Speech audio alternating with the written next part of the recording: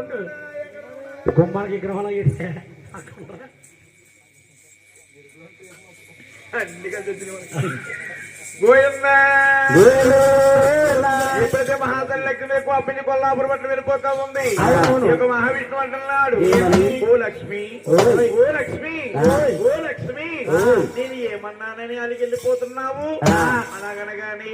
వెనక తిరిగి చూడకుండా మహాతల్లి లక్ష్మీదేవి తన తల్లి గారి గర్భంలోకి వెళ్ళి అలా తపస్సు పెడతా ఉంది పోయింది స్వామి పోయిందా మహానుభావుడు భృగుమార్చి కొండల తిరిగి వచ్చాడేమో మహాకాలకి నిద్రపోతాడు ఊరు కొనుగోలు లాగుతున్నాడు ఈ యొక్క మూడింద్రుడు చూస్తాడు ఆయన మహావిష్ణువు చూసి అరికాల కింద మూడో నెత్తులు చూసి పట్టే పాదాలు అరికాల మూడో నెత్తులు చూపిస్తాడు గోవిందా నమో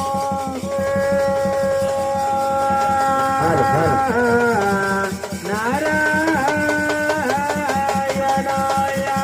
నమో వాసుదేవాయ నమస్తే నమస్తే రాముడై వెలసి రాక్షసుని సంహరించినవా రేపల్లలో వెలిసి వంశుని అటవార్చినవా రారాచుడు రక్షించిన కొరకు మోయినిగా అవతరించుదో ఓయ్ దేవాది దేవా ఓయ్ దీన బాంధవా మహానుబాబా నన్ను శాసనంలో కూర్చోబెట్టి నా పాదాలు పడుతూ నా అరుకొండ మూడు ఎకలు సిద్ధిపేసి నన్ను రక్తకలు చేశావు కాబట్టి నిన్ను ఏ నాటికైనా సరే దెబ్బ తీర్చుంటున్నాయా స్వామి నాకు దెబ్బ తీసుకుంటానన్నావు కాబట్టి